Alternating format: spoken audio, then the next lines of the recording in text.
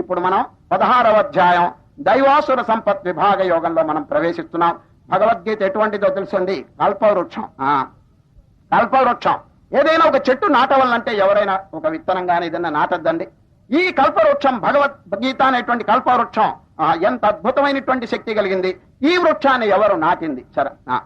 గీతా కల్పతరం భజే భగవతా కృష్ణేన సంరోపితం. సాక్షాత్ కృష్ణ పరమాత్మ నాటాడండి దేన్ని? ఈ భగవద్గీత అనే కల్పవృక్షాన్ని. ఏదైనా చెట్టు పెడితే మన పని పూర్తయిందా చెప్పండి? నీళ్లు పోయొద్దు.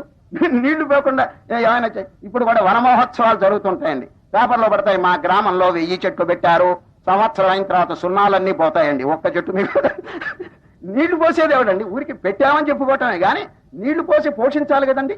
కనుక ఈ వృక్షం, ఈ భగవద్గీత అనేటువంటి వృక్షాన్ని శ్రీకృష్ణ పరమాత్మ నాటితే ఎవరండి నీళ్లు పోసింది?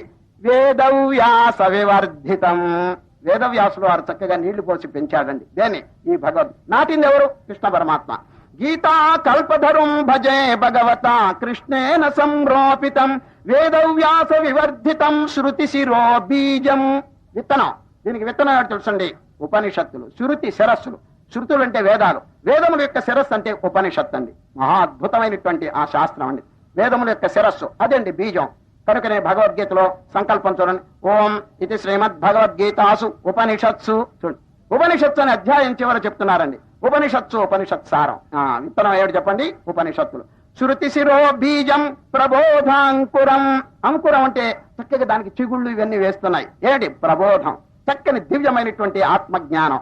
ప్రబోధాంకురం నానా శాస్త్ర రహస్య శాఖమరతి క్షాంతి ప్రవాళాంకితం. చక్కగా చిగుళ్ళు వేస్తున్నది. అదేంటి? సమస్త శాస్త్రముల యొక్క సారాంశం.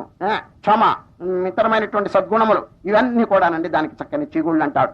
నానా శాస్త్ర రహస్య శాఖమరతి క్షాంతి ప్రవాళాంకితం కృష్ణాంగ్రిద్వయ భక్తి పుష్పసురభిం. భక్తి అనేటువంటి పుష్పం.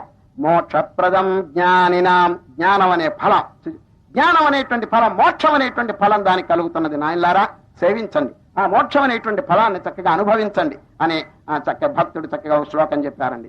అటువంటి భగవద్గీతలో మహోన్నతమైనటువంటి శాస్త్రం సాక్షాత్ శ్రీకృష్ణ పరమాత్మ ఉపదేశించినటువంటిది. అవతారమూర్తి వారి ముఖతా వచ్చినటువంటి దివ్య గంగా ప్రవాహంలో మనం ఇంతవరకు స్నానం చేస్తున్నాం.